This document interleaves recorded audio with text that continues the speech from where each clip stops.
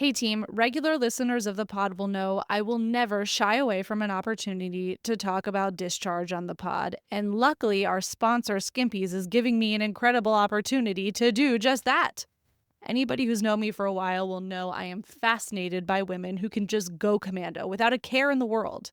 My bod is just not built like that, especially post kids. But I do still want the freedom of no underwear lines, especially when I'm getting my squats on at the gym. Enter Skimpies, the original leggings liner. You just press the Skimpies into your leggings and you've got an organic cotton barrier right where you need it. And it stays put. It's crazy, even during a sweaty workout. With hundreds of thousands sold, it's a no-brainer. Go to skimpies.com to get started. Skimpies, we just want to be in your pants. Hey team, and welcome.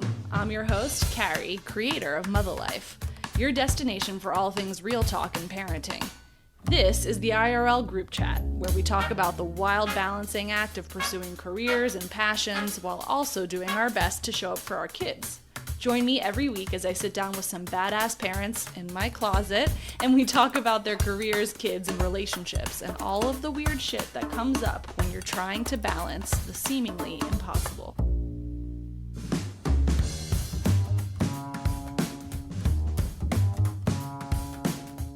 Oh, hey fam. Greetings in the days leading up to the day of the Mother's Day, that is. This week's ep, with a little help from you, is a reflection on the complexity of this day. Because of course, our circumstances and our relationship to our own motherhood are going to change. But regardless, Mother's Day can just be hard to get right. And maybe I'm waxing extra poetically this week because, well, I'm just so jet lagged and my normally flimsy filter has all but disappeared. So before I get into this existential shit on the day, I have a special guest who wanted to share his feelings about the woman who is about to say she needs some space from him sometimes. My mom is the best podcast right in the whole world, and I love her so much. And I love doing sports. Oh my God, I wasn't expecting that. Is there anything else you want to say? I don't like my mom when she says no, but I like my mom when she says yeah. That is absolutely reasonable. Give me an example of a time that mommy says no. They calling names. And can you remind me what are mommy's jobs? What's my job as a mommy?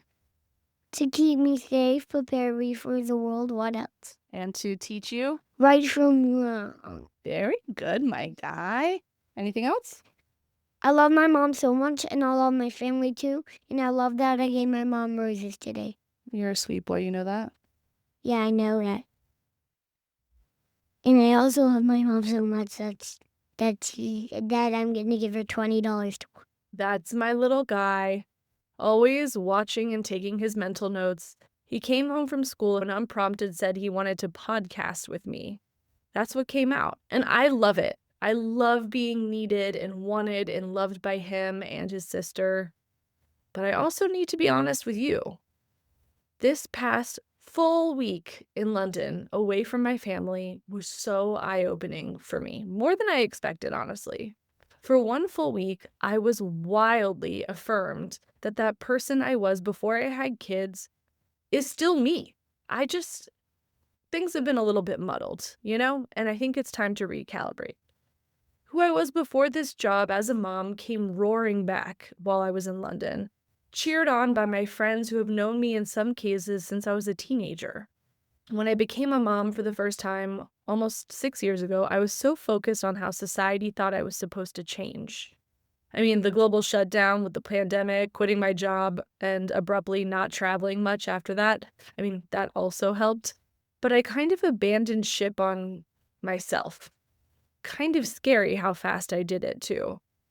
This week was the most important reminder that version of myself didn't leave. She's just been not so patiently waiting for me to find my way back.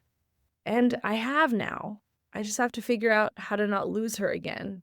And still pack lunches and sign up for after-school activities and all of that other mundane crap that's just part of the job description. For 1 week, I was in complete control of my life. When I woke up, where I went, who I talked to, how I got around, No one needed me. No one was asking for my help. And without people asking for that help, I found I was so much more able to give it to others. So if you're out there and listening and we're friends in real life and you think I've become sort of a shitty friend since having kids, I think I just figured out why.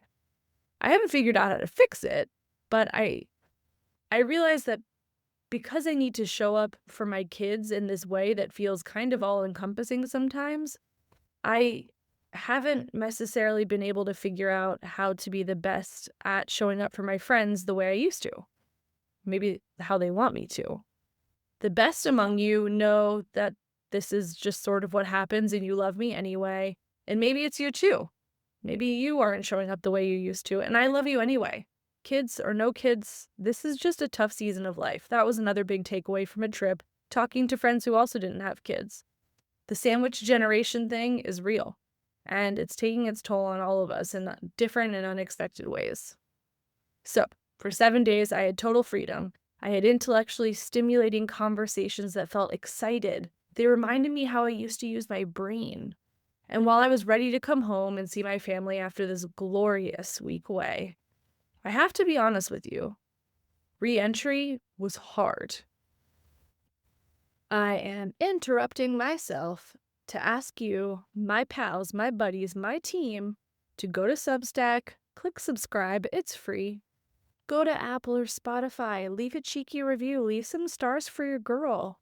Both, it helps me get to more people, and also reading reviews just make my day. Make my absolute day. It doesn't take much. I'm a thirsty little bee. Help me out. All right, back to my pontifications on Mother's Day. I have to be honest with you. Re-entry was hard.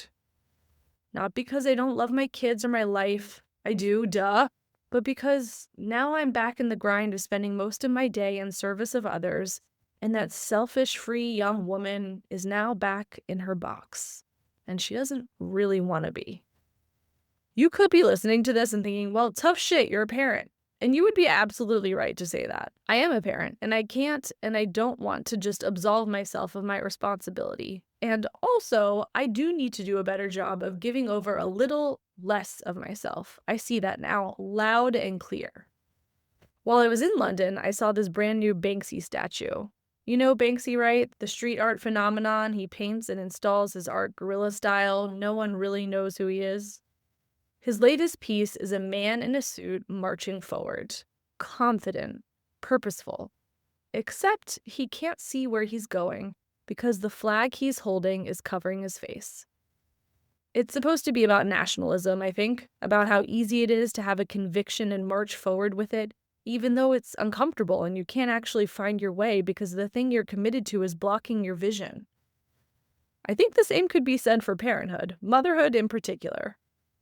Just put some yoga pants on that guy and you've got an entirely different commentary that works just the same.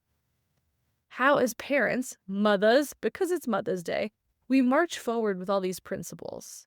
Be patient, be present, be grateful, sacrifice yourself, put them first. And those things aren't wrong, but they become the flag in front of our faces. They're the shoulds that block us from seeing what we actually want. Space, freedom, our own lives. And we just keep marching. The statue dovetailed nicely into our first Phone It In opportunity. I wanted to hear from all of you in the lead up to this Mother's Day. If you could take the proverbial flag out of your eyes, what would you want your Mother's Day to really be like? If you didn't have to think about anyone else or their feelings, how would you celebrate yourself? The replies I got back, on the record, were exactly as I expected. I am waking up at 7 a.m. I am sipping my coffee on the couch until I'm finished sipping my coffee on the couch.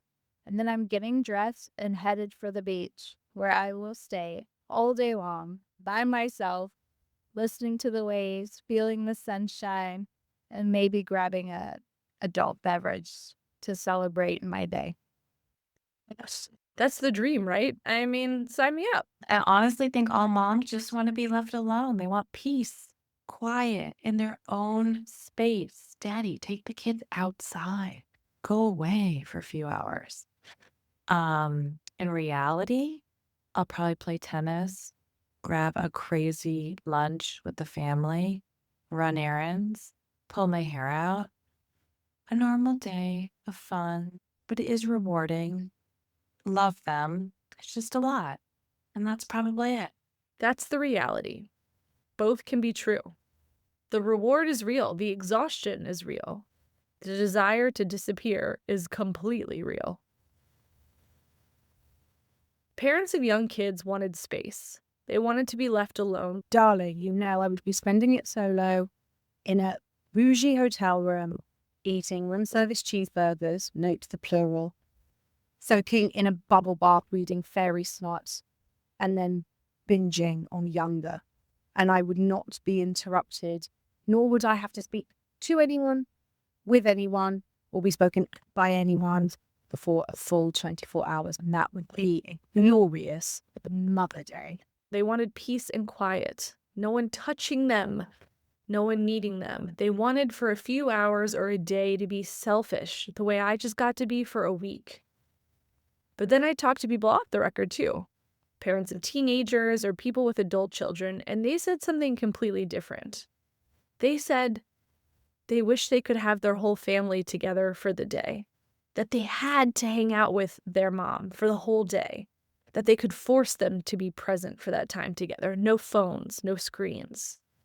The hard part for those parents isn't that their kids are always around. No. Ironically, now that those parents, those moms in that stage of life have their freedom, the tricky part is they're not sure they want it all. Last year on Mother's Day, I insisted on going to a spa with friends for a good chunk of the day. I felt like I really needed to force myself to do this thing, to get out of the house, to be a free person. It was great, and it was important to sort of do that practice, but it didn't sit well entirely with me. In part, that was guilt, that I should be home. But the other part was that, well, not all moms want to be at a spa. I don't want to be at a spa. Or not all moms want to get roses or have their kids bring them breakfast in bed. If those things are you, amazing. But if it's not you, don't let the tropes of what motherhood look like in societal sort of spaces define the language you use to ask for the things that fill you up. Is it a solo hike? Is it Ethiopian food? Is it, I don't know, just staying in bed all day and watching shitty TV and letting the rest of the family get on with it? Whatever it is, make sure it's something that you would have wanted to do maybe before you had kids, or something that actually speaks to you rather than what you think you're supposed to do because now you're somebody's mom. That's what I'm trying to figure out now. So Mother's Day is a few days away, and I still don't know what to expect from the day. I haven't really asked for anything in particular this year. I feel like I did just get a pretty big deal of a whole week away. But I do know I have some serious homework to figure out what my brand of motherhood still looks like in this phase of life. And more importantly, what my personhood looks like in this great moment of reconciling my two identities. For all of you out there who maybe like me have guilt about wanting and needing to be alone, remember that the wisest among us can hold two truths at the same time without choosing which one is the winner. You can desperately want to run away. You can want to be left alone so badly you can taste it. And you can also know in your bones that the time for your kids to want you is finite. That one day they won't need you the way they do right now. That you'll listen to these clips and realize you're in a season where you're desperate to escape, but that season does have an expiration date. Don't bother trying to make one of those things true. Instead, just be aware that they're both there and do your best to feed them both. That's what I'm going to try and do, I think. Happy Mother's Day to all of us. May it be as close to the day you're hoping for in your head. May you delegate something to someone else, even though you're completely capable of doing it and would probably do it better than them. See you next week. Love you, team. Team, I need your help. If you love it here, please like and leave a review on your favorite podcast platform. Subscribe to the Substack for full access to this episode's show notes and join the discussion. And of course, follow me on Instagram at Mutha, Mutha.life for a daily look at all things mother. Thanks for listening. listening. Be sure to tune in next week for another Chat in the Closet. This podcast was produced by Mother Life, music by Ronan Landa. See you next time.